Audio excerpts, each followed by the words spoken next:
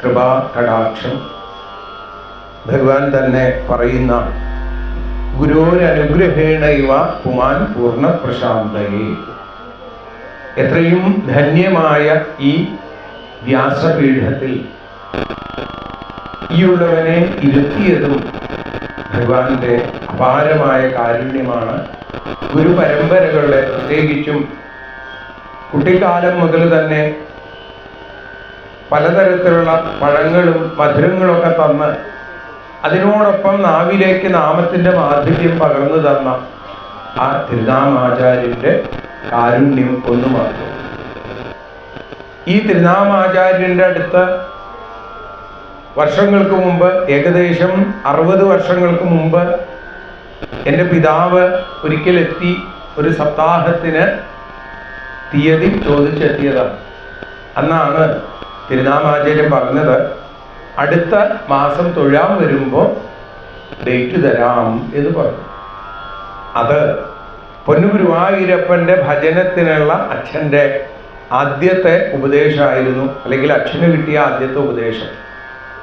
ഭൗതികമായ പല തിരക്കുകളിൽ ഓടി നടന്നിരുന്ന അച്ഛനെ എല്ലാ മാസവും തിങ്കൾ ഭജനത്തിന് എത്തിക്കാൻ ഗുരുവായൂരപ്പൻ ആഞ്ഞത്തിൻ്റെ നാവിലൂടെ അനുഗ്രഹമായി പെയ്തിറങ്ങി. പിന്നീട് അച്ഛൻ ആ തിങ്കൾ ഭജനം മുടക്കാതെ എല്ലാ മാസവും തൊഴാൻ വന്നു.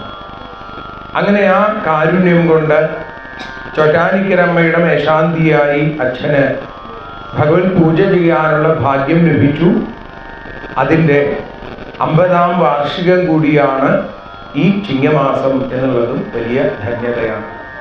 അങ്ങനെ 2 വർഷം പൊന്നു ഭഗവതിയെ, ആ ജഗദംബികയെ ഭജിക്കാനുള്ള ഭാഗ്യം, പൂജ ചെയ്യാനുള്ള ഭാഗ്യം ഉണ്ടായപ്പോൾ പിന്നീട് 2 വർഷത്തിന് ശേഷം സാക്ഷാൽ പൊന്നു ഗുരുവായൂരപ്പൻ അച്ഛന് തൻ്റെ മേശാന്തി സ്ഥാനം കൊടുത്ത് അനുഗ്രഹിച്ചു. ഒരു കർക്കിടകം 32-ാം തീയതി കീഴ്ക്കാവിലമ്മയുടെ മുമ്പിൽ ഗുരുതി സമർപ്പിച്ചിറങ്ങിയ അച്ഛനെ ഏകദേശം 1.5 മാസത്തിനുള്ളിൽ, കന്നിമാസം പകുതിയോടുകൂടി പൊന്നു ഗുരുവായൂരപ്പൻ തൻ്റെ മേൽശാന്തി സ്ഥാനം നൽകി അനുഗ്രഹിച്ചു. അന്ന് അച്ഛൻ എഴുതിയ ചില വരികൾക്ക്, പുഷ്പാഞ്ജലി എന്ന ഒരു കവിതാ സമാഹാരത്തിന് അച്ഛൻ തന്നെ പറയാറുള്ളത് പോലെ വ്യാകരണമോ മലയാളത്തിലെ ആ ക്രമങ്ങളോ നിയമങ്ങളോ ഒന്നും അറിയാത്ത അച്ഛൻ ഉള്ളിലെ ശ്ലോകത്തിൽ നിന്ന് എഴുതിയ ശ്ലോകങ്ങൾ, അത് പ്രശസ്തരായിട്ടുള്ള പലരെയും അച്ഛൻ കൊണ്ടുപോയി കാണിച്ചു. അച്ഛൻ പറയുന്നു, ചിലർ നെറ്റി തുളിച്ചു, ചിലർ കണ്ണു തുടച്ചു. ആ കണ്ണു തുടച്ചവരിൽ നിന്ന് ലഭിച്ച പ്രചോദനമാണത് പുസ്തകമായി മാറാനുള്ള ഭാഗ്യമായി തീർന്നത്. അതിന് ആരാധ്യനായ മഹാകവി പി കുഞ്ഞിരാമൻ നായർ, മഹാകവി അക്കിത്തം, മഹാകവി നാമത്തിൻ്റെ ആ മാധുര്യം ലോകത്തിന് പകർന്നു കൊടുത്ത തിരുനാമാചാര്യൻ, ഈ 3 പേരാണ് അതിന് ത്രിമൂർത്തിഭാവത്തിൽ അനുഗ്രഹം നൽകി അവതാരിക എഴുതിയത്. അന്ന് തിരുനാമാചാര്യൻ എഴുതിയ ആ വരികൾ ഇവിടെ ഒന്ന് അനുസ്മരിക്കുന്നത് നന്നായിരിക്കും എന്ന് വിചാരിക്കുന്നു. സർവം ഭവൽ പ്രേരണൈവ ഭൂമൻ. അമ്മേ നാരായണ ശ്രീ ഗുരുവായൂരപ്പൻ പ്രസാദിക്കട്ടെ. ദ്വാപരാന്ത്യത്തിൽ സച്ചിദാനന്ദം ഘനീഭവിച്ച് ശ്രീകൃഷ്ണ രൂപേണ മിന്നിത്തിളങ്ങിയപ്പോൾ അവിടുത്തെ ആ കൊലപ്പെണ്ണയാടി വാഗപ്പൊടി ചാർത്തി യമുനാജലത്തിൽ ആടിക്കാനും പൊന്നിൻ കിങ്ങിണിയിൽ പട്ടുകോണവും പൊന്മണി കിരീടവും ഐപ്പീലിയും പൊന്നിൻ ചിലമ്പും വളകളും മഞ്ഞപ്പെട്ടും അണിയിപ്പിക്കാനും ഭാഗ്യം സിദ്ധിച്ച യശോദാദേവിയും ഗോപികമാരും സുകൃതനിധികളത്രേ. ധനകുലമഹിമയോ സ്ഥാനമാനാദികളോ ഒന്നും തന്നെ അവർക്ക് കൈമുതലായി ഉണ്ടായിരുന്നില്ല. നിരതിശയമായ ഭക്തി ഗംഗയിലാണ് വ്രജനാരികൾ സദാ വിഹരിച്ചിരുന്നത്. ദേവകീ വസുദേവന്മാർക്ക് പോലും ലഭിക്കാത്ത ധന്യാവസ്ഥ ആ പുണ്യപുഞ്ചങ്ങൾക്ക് കൈവന്നു. അഹോഭാഗ്യം നന്ദഗോപം വ്രജൗകസാം യന്മിത്രം പരമാനന്ദം പൂർണ്ണം ബ്രഹ്മസനാതനം. ആരെയും കാത്തു നിൽക്കാത്ത കാലത്തിൻ്റെ യവനികയ്ക്ക് പിന്നിൽ ആ മോഹനരൂപം അപ്രത്യക്ഷമായി എങ്കിലും തത്താവൽ ഭാതി അവിടുത്തെ ചൈതന്യവിശേഷം കലികാലത്ത് ജനങ്ങൾക്ക് സമാശ്വാസമരുളാൻ ദിവ്യമംഗള വിഗ്രഹത്തിൽ വിലയം പൂണ്ട കാലത്തിൻ്റെ നീരൊഴുക്കിൽ അവിടുന്ന് ഭാർഗവ ക്ഷേത്രത്തിലെ ആ പുണ്യകേദാരത്തിൽ എഴുന്നള്ളി ആ തേജോരൂപം സ്വർണ്ണ ശ്രീകോവിലിൽ നിതരാം വിരാജിക്കുന്നു. തഥാവൽ ഭാതി സാക്ഷാൽ ഗുരുഭവനപുരേ ഹന്തഭാഗ്യം ജനാണ്. ശ്രീകൃഷ്ണാവതാരത്തിലെ ശുശ്രൂഷാദികളിൽ തൃപ്തി വരാതെ ഗോപികമാര് അമ്പാടിക്കണ്ണനെ അലങ്കരിക്കാനും താലോലിക്കാനുമായി വീണ്ടും ഗുരുഭവനപുരത്തിൽ മേൽശാന്തിമാരുടെ രൂപത്തിൽ വന്നു ചേരുകയല്ലേ ചെയ്തത് ആണെന്നാണ് സുഹൃത്തുക്കളുടെ കണ്ണുകൾ പറയുന്നത്. പക്ഷേ ഗോപസ്ത്രീകളുടെ ഭക്തിഭാവം എല്ലാവരിലും ഒരുപോലെ പ്രകടമാകുന്നില്ലായിരിക്കാം. എന്നാൽ പ്രേമഭക്തിയുടെ മാധുര്യം ഉൾക്കൊള്ളാനും തന്നിമിത്തം ഹൃദയാന്തരാളത്തിൽ നിന്ന് പൊങ്ങുന്ന ആശ്വാസ നിശ്വാസങ്ങൾ കവിതാരൂപേണ ആവിഷ്കരിക്കാനും തന്തിരുവടിയെ സമർച്ചന ചെയ്യാനുമുള്ള സുവർണാവസരം സിദ്ധിച്ച സുഹൃതിയാണ് ശ്രീ മൂർക്കന്നൂർ കൃഷ്ണൻ നമ്പൂതിരി. വേദജ്ഞനായ മൂർക്കന്നൂർ നാരായണൻ എഴുതിരിപ്പാടിൻ്റെയും പരമഭക്തയായി ചെറിയ പത്തനാടിയുടെയും പുത്രനായി ജനിച്ച മൂർക്കന്നൂർ ആ പൈതൃക സംസ്കാരത്താൽ നാസ്തികനാകാതെ കഴിഞ്ഞു. സ്വപിതാവ് ആഗ്രഹിച്ചിരുന്നതും ലഭിക്കാതിരുന്നതുമായ ഗുരുവായൂർ മേശാന്തി പദവി തനിക്ക് കൈവരാൻ കാരണം വന്ധ്യമാതാപിതാക്കളുടെ അനുഗ്രഹം, ആ അനുഗ്രഹവിലാസം മാത്രമാണെന്നാണ് മൂർക്കന്നൂരിൻ്റെ വിശ്വാസം. തൊഴിൽ രംഗത്ത് നേരിട്ട തിരിച്ചടി മൂർക്കന്നൂരിനെ വളരെയധികം വിഷമിപ്പിച്ചു. അദ്ദേഹം നിസ്സഹായനായി. കഷ്ടപ്പെടുന്ന അളവിലായവനോടൊരാളും ഇഷ്ടപ്പെടുന്ന പതിവില്ലതി ബുദ്ധിമാന്മാർ എന്ന് അദ്ദേഹത്തിന് ബോധ്യപ്പെട്ടു. ഏതോ ഒരു അദൃശ്യ ശക്തിയാൽ ആകൃഷ്ടനായി അദ്ദേഹം ചാലക്കുടി ശ്രീധരമംഗല ക്ഷേത്ര സങ്കേതത്തിലെത്തി. അന്ധകാരമയമായിരുന്ന ശോച്യാവസ്ഥയിലെ ക്ഷേത്രാങ്കണത്തിൽ കാലെടുത്ത് കുത്തിയപ്പോൾ ശ്രീലകത്തിൽ ആലസിക്കുന്ന ബാലഗോപാലൻ എന്തോ മന്ത്രിക്കുന്നതായി അദ്ദേഹത്തിന് തോന്നി. ക്ഷേത്ര ജീർണോദ്ധാരണത്തിന്റെ നാന്ദിയായി സങ്കീർത്തന ഭക്തിയുടെ നെയ്ത്തിരി കൊളുത്തി ആ ചിൽപ്രകാശത്താൽ പരിസരത്തിൽ ഇരുൾ നീങ്ങി.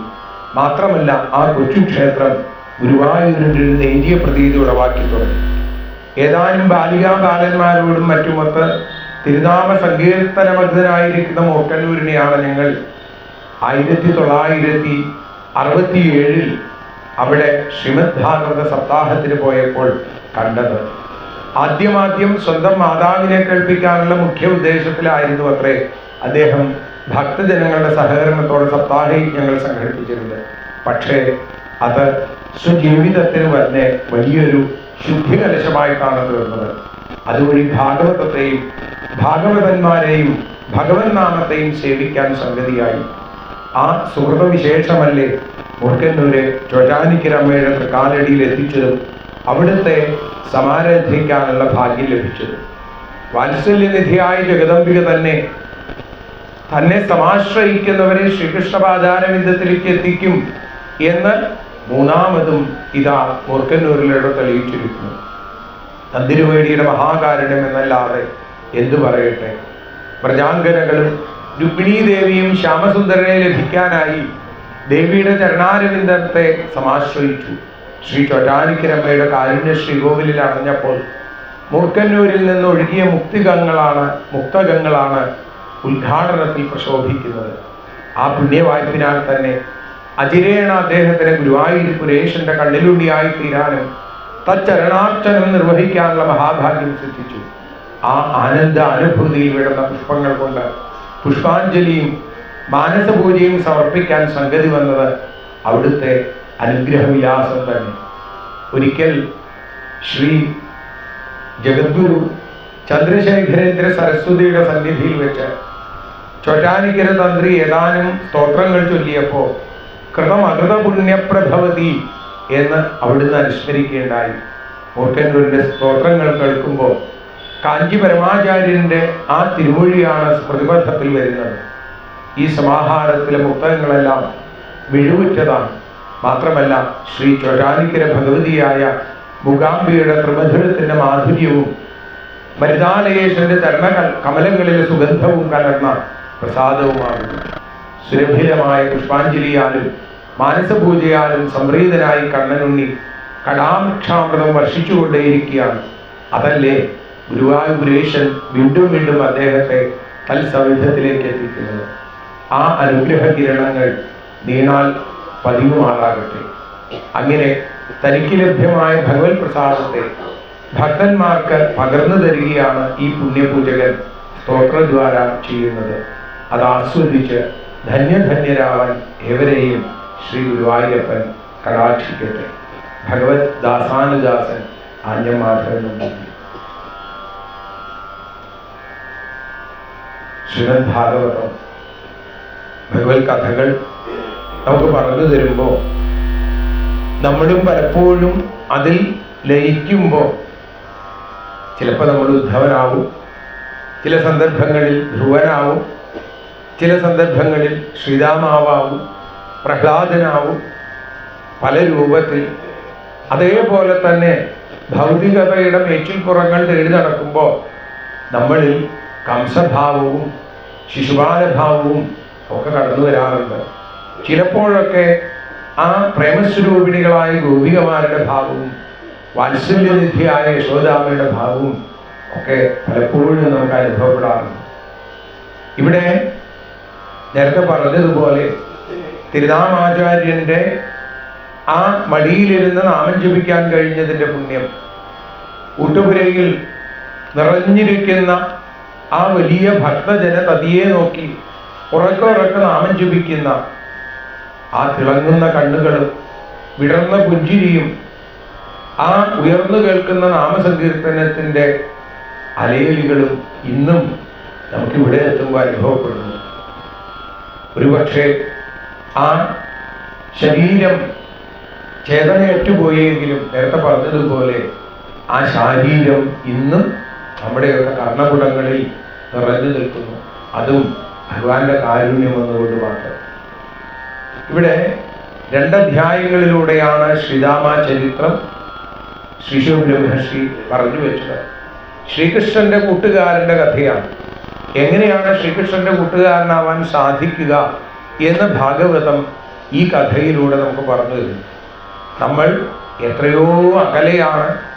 ഭൃത്യ ഭൃത്യ പരിചാരക ഭൃത്യ ഭൃത്യ ഭൃത്യസ്യ ഭൃത്യ എന്ന് പറഞ്ഞാൽ പോരാ, വീണ്ടും എത്രയോ കാലങ്ങൾ താഴെയാണ് നമ്മൾ നിൽക്കുന്നതെങ്കിലും ആ കാരുണ്യം കൊണ്ട് പലപ്പോഴും ഇന്ന് ഈ ഭഗവത് കഥകളെ അനുസ്മരിക്കാനുള്ള ഭാഗ്യം പോലെ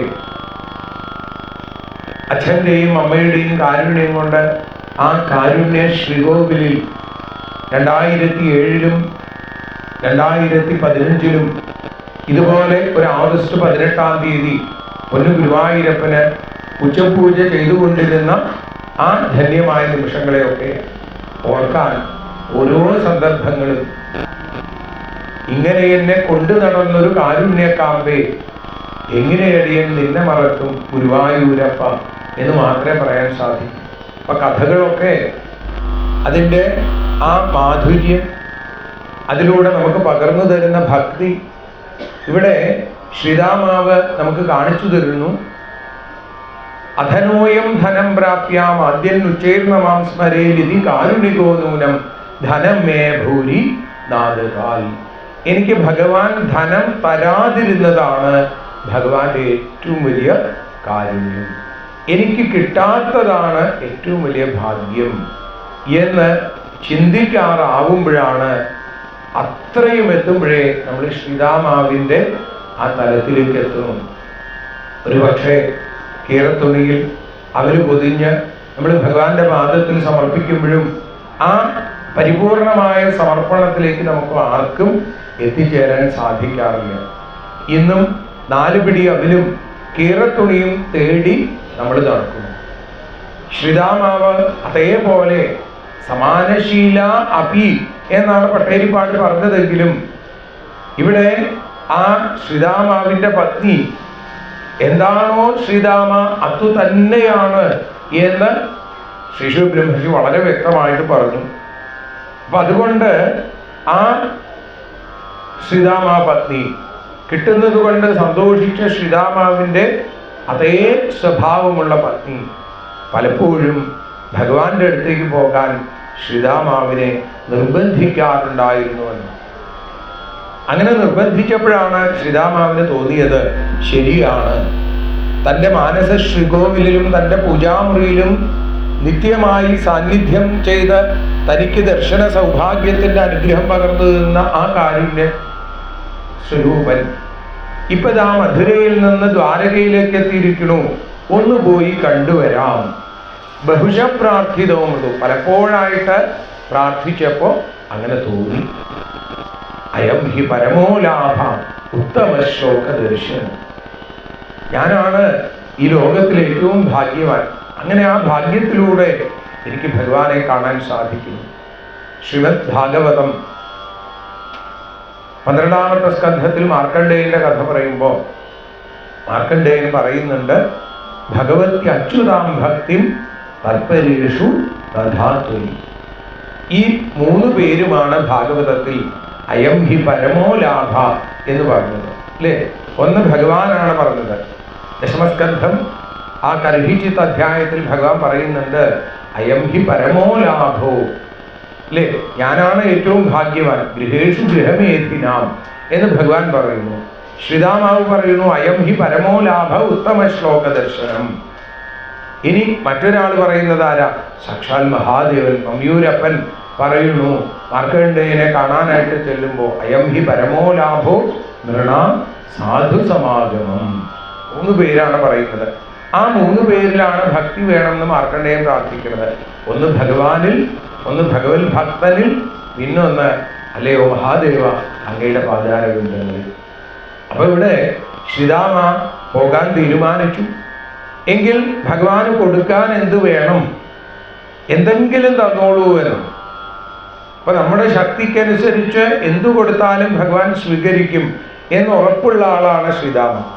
അതുകൊണ്ടാണ് എന്തെങ്കിലും തരൂ എന്ന് പറഞ്ഞത്. അപ്യസ്തുപായനം കിഞ്ചിൽ ഗൃഹേ കല്യാണി ദീയത. എന്തെങ്കിലും കൊടുത്താൽ മതി എന്ന് പറഞ്ഞപ്പോ അതൊന്നും കൊടുക്കാനില്ല. അപ്പൊ പിന്നെ എന്ത് ചെയ്യും? ഭഗവാന് കൊടുക്കാനാണ്. അവിടെയും ഇവിടെയും പോയി യാചിക്കാൻ ഒരു മടിയും ഉണ്ടാകില്ല. സമാനശീല തന്നെയാണ് ശ്രീരാമപത്നി. അതിലൂടെ അടിവരായിട്ട് നമുക്ക് കാണിച്ചു തരും. കാരണം ഇല്ലായ്മയിലും വല്ലായ്മയിലും തൻ്റെ ഭർത്താവിനോടൊപ്പം നിൽക്കാൻ സാധിക്കുന്ന ഒരു ഭാര്യ, അല്ലെങ്കിൽ അതേപോലെ നേരെ തിരിച്ചും സാധിക്കുമ്പോഴാണ് ഒരു ദാമ്പത്യ ജീവിതത്തിൽ സ്നേഹദീപം തെളിയുക. അപ്പോഴാണ് ഭഗവാന്റെ ദിവ്യരൂപം അവിടെ നമുക്ക് കാണാനായിട്ട് സാധിക്കുക. ഇവിടെ ഒന്നുമില്ല എന്ന് പറഞ്ഞ് പരിഭവപ്പെടുകയോ പരാതിപ്പെടുകയോ അല്ല ചെയ്തത്. ആ പതിവ്രത നേരെ ചെന്ന് യാചിത്വാ ചതുരോമുഷ്ടിൻ വിപ്രാൻ പൃഥുക തണ്ടുലാൻ ശൈലഖണ്ഡേന താൻ ബദ്ധ്വാ ഭക്രേ പ്രാദാതുപായനം. കിട്ടിയത് 4 പിടി അവിലാണ്. ആ 4 പിടിയും അതിൽ നിന്ന് ഒരു നുള്ളുപോലും മാറ്റിവെക്കാതെ പൂർണ്ണമായി ഭഗവാന് സമർപ്പിച്ചു. തങ്ങൾക്ക് കഴിക്കാൻ കുറച്ച് മാറ്റിവെക്കാമെന്ന് തോന്നിയില്ല. എല്ലാം ഭഗവാനുള്ളതാണ് എന്ന് തീർച്ചപ്പെടുത്തി ഒരു കേറിയ തുണിയിൽ പൊതിഞ്ഞ് ഭർത്താവിൻ്റെ കയ്യിൽ കൊടുത്തു. ശ്രീരാമ അതുമായി നേരെ ഭഗവാനെ കാണാനായിട്ട് പുറപ്പെട്ടു. കൃഷ്ണ സന്ദർശനം മഹ്യം കഥം സ്യാദിതി ചിന്തയും. ശ്രീകൃഷ്ണനെ കാണുമ്പോൾ എന്തൊക്കെയാ ഉണ്ടാവുക? എന്നെ കണ്ടാൽ ആ കണ്ണന് മനസ്സിലാവോ? കണ്ണന് മനസ്സിലാവാത്തവരായിട്ട് ആരുമില്ല. എങ്കിലും കുചേലം മലിനം ക്ഷാമം ദ്വിജം ധമനി സന്തതം എല്ലും തോലുമായി മാറിയിരിക്കുന്ന ഞാൻ അന്ന് സാന്ദീപനി മഹർഷിയുടെ ആശ്രമത്തിൽ 64 ദിവസങ്ങൾ, അതിൻ്റെ ധന്യതയാണ് ഈ കാലം അത്രയും തനിക്ക് ജീവിതത്തിൽ ധൈര്യമായി, ആശ്വാസമായി, ആശ്രയമായി, ആനന്ദമായി നിലനിൽക്കുന്നത്. അപ്പൊ അങ്ങനെ അന്നത്തെ ശ്രീരാമാവിന്റെ രൂപമേ അല്ല. എങ്കിലും പോകാം. അവിടെ ചെന്ന് കൃഷ്ണനെ കാണാൻ സാധിച്ചാൽ, കൃഷ്ണൻ എന്നെ കണ്ടോണ്ടെന്നില്ല, എനിക്ക് കൃഷ്ണനെ ഒന്ന് കാണാൻ സാധിച്ചാൽ, കൃഷ്ണനെ കാണാത്തതായിട്ടൊന്നുമില്ല, അതും അറിയാം. ഇനി കൃഷ്ണനെ കണ്ടിട്ട് കൃഷ്ണന്റെ കയ്യിൽ ഇത് എത്തിക്കാൻ സാധിച്ചില്ലെങ്കിലോ ആരുടെങ്കിലും കയ്യിൽ കൊടുത്തിട്ട് പോരാം. ഭഗവാന്റെ സങ്കല്പം അറിയുന്ന ഭക്തന്മാര് ഒരിക്കലും പരിഭവപ്പെടാറില്ല, ഒരിക്കലും പരാതിപ്പെടാറില്ല. നമ്മൾ പലപ്പോഴും കേൾക്കാറുണ്ട്, ഈ തിരക്കുള്ള സമയത്ത് കാവൽക്കാരൻ ഭഗവാന്റെ പാർഷദന്മാരാണ്, അവരാണ് നമ്മളോട് പറയുക അല്ലേ, തൊഴുത് നിൽക്കുമ്പോൾ തൊഴുതു മാറൂ എന്നിങ്ങനെ പറയാറുണ്ട്. പൊതുവിൽ നമുക്ക് ആർക്കും അതിലൊരു തൃപ്തി തോന്നാറുമില്ല. തൊഴുതാൻ മാറില്ലേ, തൊഴുതാൽ നിങ്ങളോട് അവിടെ നിന്ന് തൊഴുതോളാൻ പറഞ്ഞാൽ ഓരോരുത്തരും എത്ര സമയം നിന്ന് തൊഴുന്ന് ആലോചിക്കുക. മതിയാവില്ല, തൊഴുതിട്ടും അല്ലേ, എത്ര തൊഴുതാലും മതിയാവില്ല. അവര് മാറാൻ പറയുന്നതിൽ വലിയൊരു സത്യം കൂടിയുണ്ട് എന്ന് സുഹൃതിനികൾ നമ്മളെ ഓർമ്മിപ്പിക്കുന്നു. എന്താ അവര് പറയണത്? തൊഴുതു മാറൂ എന്നാണ് പറയുന്നത് അല്ലേ. എത്ര കാലമായി തൊഴുതു തുടങ്ങിയിട്ട്, എന്നിട്ട് എന്ത് മാറ്റം ഉണ്ടായി നിങ്ങൾക്ക്? ഭഗവാൻ അവരിലൂടെ നമ്മളോട് ചോദിക്കാം. ഇപ്പോഴും കാമക്രോധ ലോഭ മോഹ മത മാത്സര്യാദികളാകുന്ന ഷഡ്രിപുക്കളെ ഉള്ളിൽ വെച്ചുകൊണ്ട് അതിനെ മാറ്റിക്കളയാൻ നിങ്ങൾക്ക് സാധിക്കണില്ലല്ലോ. ഭക്തിയാകുന്ന ആ ചൂലുപയോഗിച്ച് അതിനെയൊക്കെ ആ ശ്രീകര സഞ്ചയങ്ങളെ അടിച്ചു കളയാൻ നിങ്ങൾക്ക് എന്ത് സാധിക്കണില്ല? ഭക്തി പോരാ, വീണ്ടും വീണ്ടും നാമം ജപിച്ചോളൂ, വീണ്ടും വീണ്ടും നാമം ജപിച്ചോളൂ എന്ന് പറയാതെ പറഞ്ഞു തരികയാണ് ഗുരുവായൂരപ്പൻ. അങ്ങനെ ഈ ശ്രീരാമ ഏതോ ഒരു ഭഗവത് പത്നിയുടെ കൊട്ടാരത്തിന്റെ മുമ്പിൽ എത്തിച്ചേർന്നു. വലിയ മണിമാളിക, ഒരേപോലെയുള്ള 16,108 മണിമാളികകൾ. ഇതിലേതിലായിരിക്കും ഭഗവാൻ നിശ്ചയമില്ല. പട്ടേരിപ്പാട് പറയുന്നു അത് ശൈബ്യയുടെ ഭവനത്തിലാണ്, മിത്രവിന്ദയുടെ സ്ഥലത്താണ് എന്ന് പറയുന്നു. എന്തുമാകട്ടെ, ആ മിത്രവിന്ദയുടെ ഭവനത്തിലിരിക്കുന്ന ഭഗവാൻ, മിത്രതേജസ്വിയായ ഭഗവാൻ തന്റെ മിത്രത്തെ കണ്ടപ്പോ ചാടി ഓടി ഇങ്ങോട്ട് വന്നു എന്നാണ്. ഭക്തന്മാരെ കാണാൻ.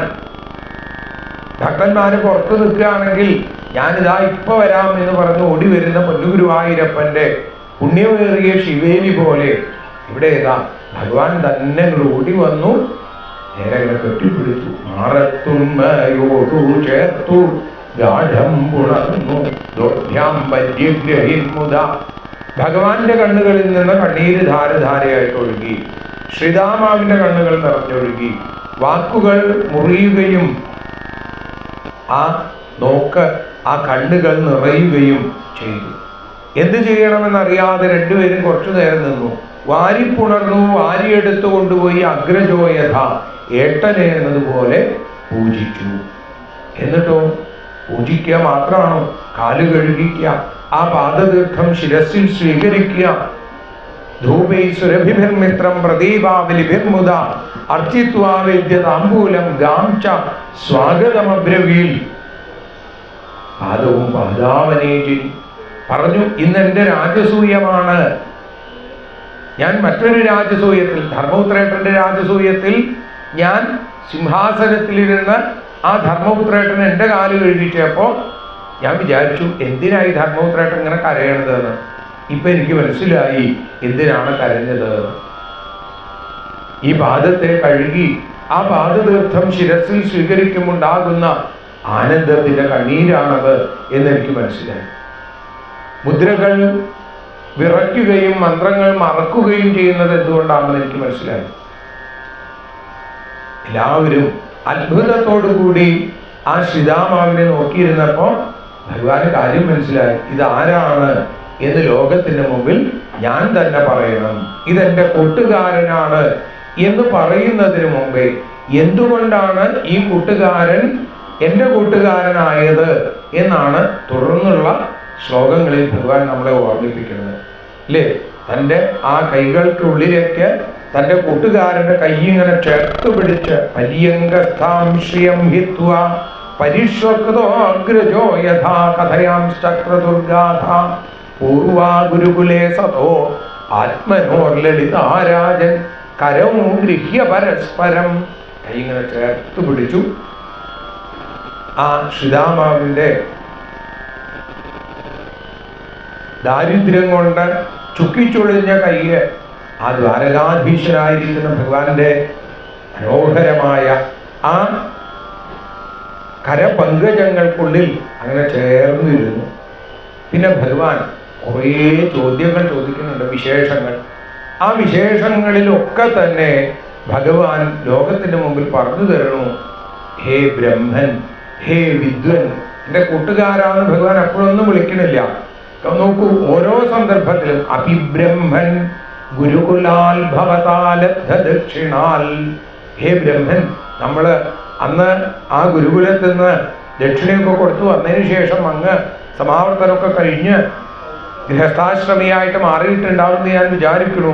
നൈവാതിപ്രിയസേ വിദ്വൻ കച്ചിത് ഗുരുകുലേ വാസം ബ്രഹ്മൻ നന്വർത്ഥഗോവിദാ ബ്രഹ്മൻ അഭിനസ്മര്യതേ ബ്രഹ്മൻ. എപ്പോഴും ബ്രഹ്മത്തെ അറിഞ്ഞവനാണ് ഇദ്ദേഹം. അതുകൊണ്ടാണ് ഞാൻ ഇദ്ദേഹത്തെ എൻ്റെ കൂട്ടുകാരനായി ഞാനിതാ ചേർത്ത് വെച്ചിരിക്കുന്നത്. വിറകിന് പോയ കഥയൊക്കെ പറഞ്ഞു, വഴി തെറ്റിയതും അന്ന് രാത്രി മുഴുവൻ ഇതേപോലെ നമ്മൾ ഇരുന്നതൊക്കെ ഓർമ്മയില്ലേ? അവിടെയുള്ള ഭഗവത് പത്നിമാർക്കും അന്തഃപുര സ്ത്രീകൾക്കൊക്കെ മനസ്സിലായി, ഇത് ഭഗവാൻ എപ്പോഴും പറയുന്ന ഭഗവാന്റെ പ്രിയപ്പെട്ട കൂട്ടുകാരൻ ശ്രീരാമ. മനസ്സിലായി. അവിടെ ആ ശ്രീരാമ എന്ന പ്രിയ ഭക്തനോട് ഭഗവാൻ ചോദിച്ചു, അന്ന് ആ കാര്യങ്ങള്, അന്നത്തെ കാര്യങ്ങളൊക്കെ അങ്ങ് ഓർക്കണില്ലേ? ഗുരുനാഥൻ വന്ന് നമ്മളെ കണ്ട് നമ്മളെ രണ്ടുപേരെയും മാറോട് ചേർത്ത് പിടിച്ച് ആ കൈകൾ ചേർത്ത് വെച്ച് നമ്മുടെ ശിരസിൽ അനുഗ്രഹ വർഷം പെയ്തില്ലേ? അത് ആ അനുഗ്രഹ വർഷത്തിന്റെ തണുപ്പ്, അന്നത്തെ മഴയുടെ തണുപ്പ് അന്നത്തോടു കൂടി കഴിഞ്ഞു. പഴമുകിലടി വർണ്ണം പറയുകയാണ്. പക്ഷേ ആ ഗുരുനാഥന്റെ അനുഗ്രഹത്തിന്റെ തണുപ്പ് ഇന്നും നമ്മളെ വിട്ടുപോയിട്ടില്ലല്ലോ. ഓർമ്മകൾ പങ്കുവെച്ചുകൊണ്ടിരിക്കുമ്പോൾ ബ്രാഹ്മണൻ പറഞ്ഞു, ഇതൊക്കെ അങ്ങയുടെ കേവലം മാനുഷ നാട്യം മാത്രമാണ് എന്ന് അവിടുത്തെ കാരുണ്യം കൊണ്ട് അടിയനെ അറിയാൻ സാധിച്ചു. അന്ന് അറിഞ്ഞില്ല. പക്ഷേ മരിച്ചുപോയ ഗുരുപുത്രനെ തിരിച്ചു കൊണ്ടുവന്ന് ആ ഗുരുപുത്രനെ ഗുരുനാഥന് കൊടുക്കുന്നതിനൊപ്പം ഏട്ടനും അനിയനും ഈ ഏഴയായ എന്നെ ഒപ്പം ചേർത്ത് നിർത്തി, ഇത് ഞങ്ങളുടെ 3 പേരുടെയും ഗുരുദക്ഷിണയാണ്, സ്വീകരിക്കണേ എന്ന് പറഞ്ഞ് കാക്കൽ വീണ് നമസ്കരിച്ചപ്പോ ഈ ശ്രീരാമാവിനെയും അങ്ങ് എത്ര ഔന്നത്യത്തിലേക്കാണ് ഉയർത്തിയത്. ഓർമ്മയുണ്ട് ഭഗവാനെ, ഒരിക്കലും മറക്കാൻ സാധിക്കില്ല. അപ്പോഴേക്കും ഭഗവാൻ ചോദിച്ചു, കിമുപായനമാനീതം ബ്രഹ്മൻ. വീണ്ടും അങ്ങ് എന്താണ് കൊണ്ടുവന്നത് എനിക്ക്? പത്രം പുഷ്പം ഫലം തോയം യോമേ ഭക്തിയാ പ്രയച്ഛതി. അതുവരെ ശ്രീരാമ ഈ അവിൽക്കിഴി ഭഗവാൻ കൊടുക്കണം എന്ന് വിചാരിച്ചിട്ടാണ് കൊണ്ടുവന്നത്. ഇപ്പൊ ഭഗവാൻ പറയുകയാണ്, ഇലയാണെങ്കിലും പൂവാണെങ്കിലും കായാണെങ്കിലും ഒരു തുള്ളി വെള്ളമാണെങ്കിലും ഭക്തേന മമ വാര്യഭി, ഒരു തുള്ളി വെള്ളമാണെങ്കിലും ഭക്തിയോടുകൂടി തന്നാൽ ഞാൻ സ്വീകരിക്കും, ഭക്തി ഇല്ലെങ്കിൽ ഞാൻ സ്വീകരിക്കില്ല. ശ്രീരാമാവിൻ്റെ ആ ഉള്ളൊന്ന് പെടഞ്ഞു. കയ്യിലിരുന്ന വിൽക്കിഴിയിലേക്ക് കണ്ണീർ തുള്ളികൾ വീണുടഞ്ഞു. എന്ത് ചെയ്യണമെന്ന് അറിയില്ല. ഭഗവാൻ പറയുകയാണ്, ഭക്തിയോടുകൂടി തന്നോളൂ. ആ ഭക്തിയുടെ അളവ് പോലെ ഭഗവാന്റെ കയ്യിലാണ്. എൻ്റെ ഭക്തിയുടെ ആഴവും പരപ്പും ഭഗവാനെ അറിയാൻ സാധിക്കുള്ളൂ. അത് തോന്നലാണ് യഥാർത്ഥമായിട്ടുള്ള ഭക്തി. നമ്മളൊക്കെ വലിയ ഭക്തന്മാരാണ് എന്ന് അഹങ്കരിക്കുന്നവരാണെങ്കിൽ അഹങ്കാരലേശമെന്നേ അവിടെ ശ്രീരാമ തൻ്റെ കയ്യിലുണ്ടായ അവിൽക്കിഴി കൊടുക്കാതെ മാറ്റിവെച്ചു. എല്ലാം അറിയുന്ന ഭഗവാൻ അല്ലേ? ഭഗവാൻ പെട്ടെന്ന് ഒന്ന് പരിഭ്രമിച്ചു അത്രേ. ശ്രീരാമാവേ, ഞാൻ അങ്ങയോടല്ല ഇത് പറയുന്നത്, ഇത് ലോകത്തിനോടായിട്ടുള്ള എൻ്റെ ഉപദേശമാണ്. അങ്ങക്ക് ഇനി ഞാൻ ഭക്തി പഠിപ്പിക്കണോ? ഭക്തിയുടെ ആ ഔന്നത്യത്തിലിരിക്കുന്ന അങ്ങക്ക് ഭഗവാൻ മനസ്സിൽ പറഞ്ഞു, ഇനി ഏതായാലും തട്ടിപ്പറിച്ചെടുക്കാനേ നിവൃത്തിയുള്ളൂ. ഗോപികമാരുടെ കയ്യിലെ നർമ്മവിനീതമാണെങ്കിലും എന്തിന് ഹിരണ്യകശിപുവിൻ്റെ മാറിലെ ചോരയാണെങ്കിലും തട്ടിപ്പറിച്ചെടുത്ത് ശീലമുള്ള ആ കാരുണ്യ സ്വരൂപൻ ഇത് പറയലും ഇദ്ധം വിചിന്യവസനാൽ ക്ഷീരബദ്ധാൽ ദ്വിജന്മന സ്വയം ജഹാര കിമിതമിതി പൃഥുക തണ്ടുലാൻ. ഇതെന്താണ് എന്ന് പറഞ്ഞ് തട്ടിപ്പറിച്ചെടുക്കലും അത് ആ അഴലിന്റെ അവിൽപ്പതിയാണ് എന്ന് മനസ്സിലാക്കിയപ്പോ അഴകിന്റെ ആ സുന്ദര രൂപം ഭഗവാൻ അറിയാം. അന്വേതതുപനീതമ്മേ പരമപ്രീണനം സഖേ. അതുവരെ വിളിച്ചില്ല എൻ്റെ കൂട്ടുകാരാന്ന്.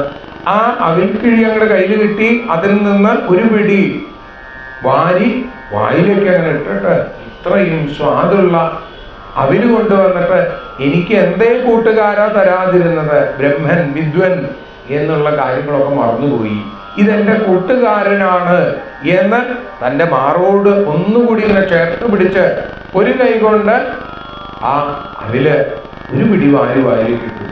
രണ്ടാമതൊരു പിടി കൂടി വാരി വായിലിടാൻ പുറപ്പെട്ടപ്പോഴാണ് താവൽ ശ്രീജഗൃഹേ ഹസ്തം, ശ്രീ ഭഗവതി വന്ന് കൈപിടിച്ചു. ഭക്തന്മാരെ കണ്ടാൽ എല്ലാം മറക്കും. അവിടുന്ന് ഈ ശ്രീതാമാവിനെ മാറത്ത് ചേർത്ത് പിടിച്ചപ്പോ ആ മാറത്ത് എനിക്ക് സ്ഥാനം തന്ന അവിടുന്ന് ശ്രീഭഗവതി ഇരിക്കേണ്ടുന്ന സ്ഥലത്ത് ഒരുപക്ഷെ എൻ്റെ കൈവശമുള്ള ശ്രീ ഒട്ടുമില്ലെങ്കിലും ആ ഭക്തിയുടെ ശ്രീ ഐശ്വര്യം ആവോളമുള്ള ഭക്തനെ ചേർത്ത് പിടിച്ചപ്പോൾ എനിക്ക് മനസ്സിലായി, ഞാനിരിക്കുന്ന സ്ഥലത്തേക്ക് ആ കൂട്ടുകാരനെ കയറ്റിയിരുത്തിയെങ്കിൽ എനിക്കുള്ളതുപോലെ എല്ലാം ഈ കൂട്ടുകാരന് കൊടുത്തോളൂ എന്ന് അവിടുന്ന് പറഞ്ഞു എന്നാണ്. ഒരൊറ്റ ചിരിയിൽ രുക്മിണി അത് ഭഗവാന് മനസ്സിലാക്കി കൊടുത്തു. എല്ലാം ഞാൻ വേണ്ട പോലെ ആക്കിയിട്ടുണ്ട്. എൻ്റെ കൊട്ടാരം പോലൊരു മണിമയ ഹർമ്മ്യം ശ്രീതാമാവിനും പണിതുകൊടുത്ത് ആ ശ്രീതാമാപത്നിയെ അനുഗ്രഹിച്ച് ദീർഘസുമംഗലീ ഭവ എന്ന് പറഞ്ഞ് ഇവിടെ വന്ന് അപ്പോഴേക്കാണ് അങ്ങ് ഒരു പിടി വാരി വായിലിട്ടത്.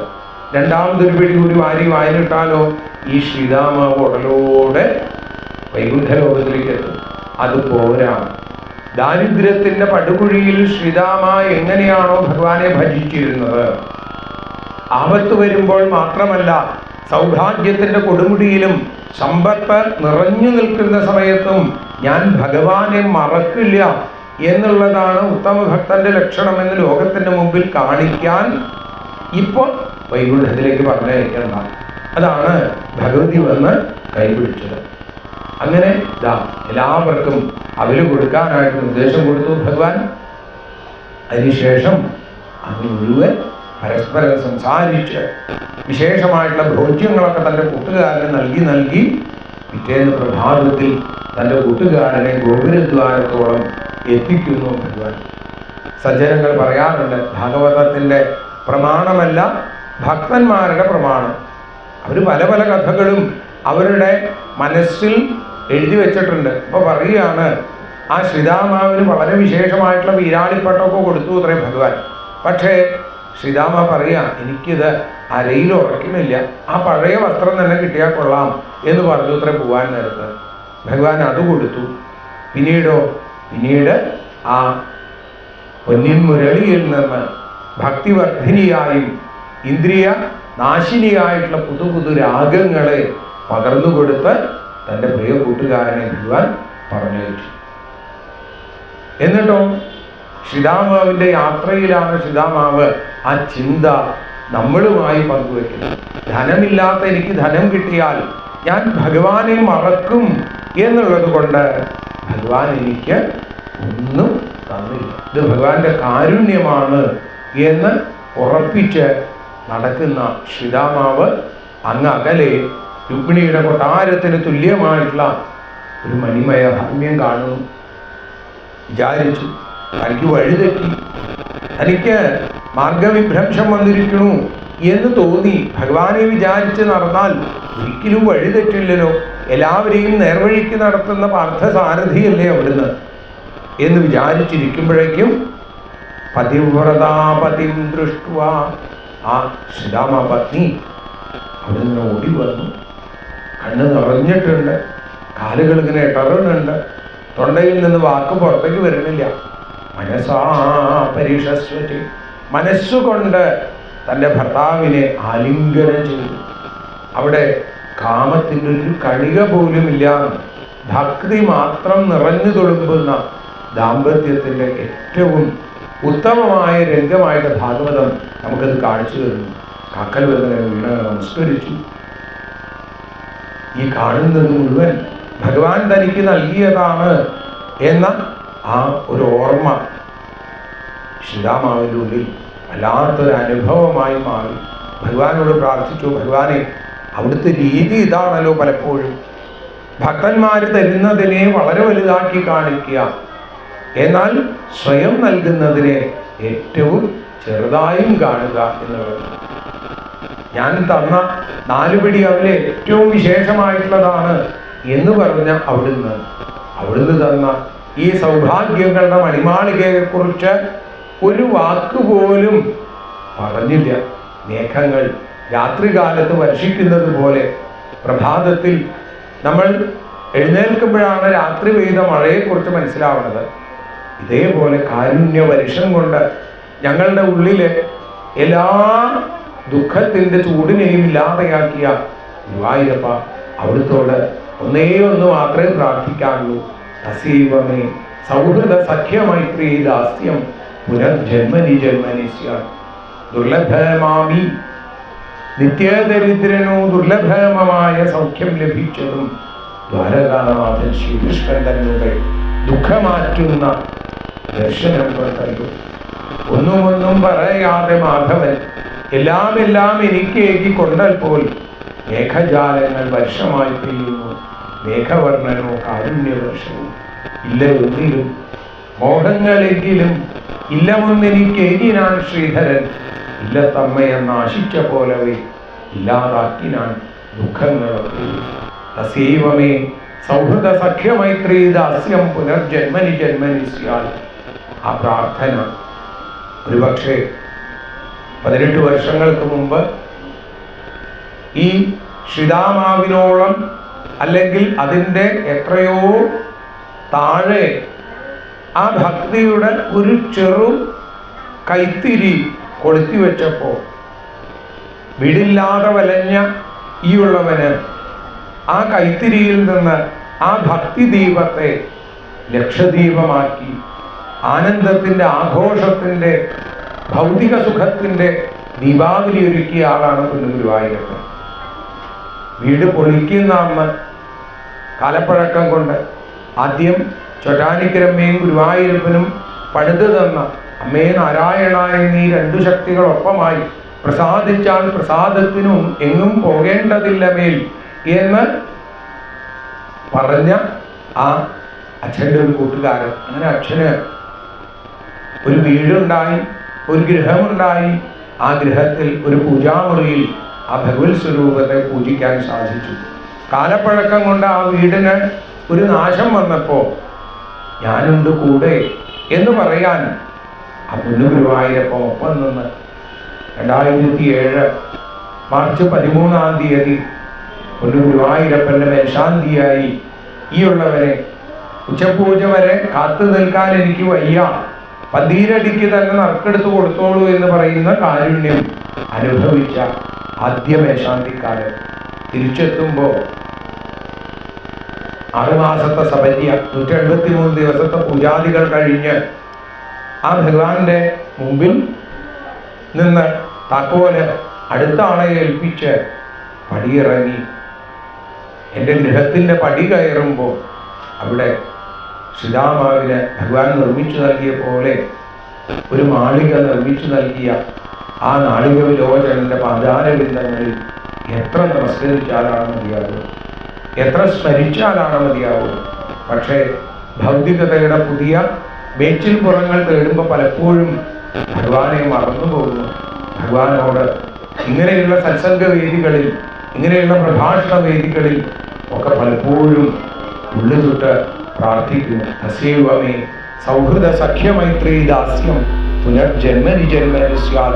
മഹാനുഭാവേന ഗുണാലയേന വിഷജ്ജതൽ പുരുഷപ്രസംഗ എന്ന ആ ശ്രീരാമാവിൻ്റെ പ്രാർത്ഥന ഈ ജന്മ യാത്രയിൽ എന്നെന്നും ഭക്തിയുടെ ആ തണുപ്പായിട്ട് നിറഞ്ഞു നിൽക്കട്ടെ, ജീവിത ദുഃഖങ്ങൾ ഇല്ലാതെയാവട്ടെ എന്ന് പ്രാർത്ഥിച്ചുകൊണ്ട് ഭഗവത് പാദങ്ങളിൽ സമർപ്പിക്കുന്നു. സർവത്ര ഗോവിന്ദനാമ സങ്കീർത്തനം.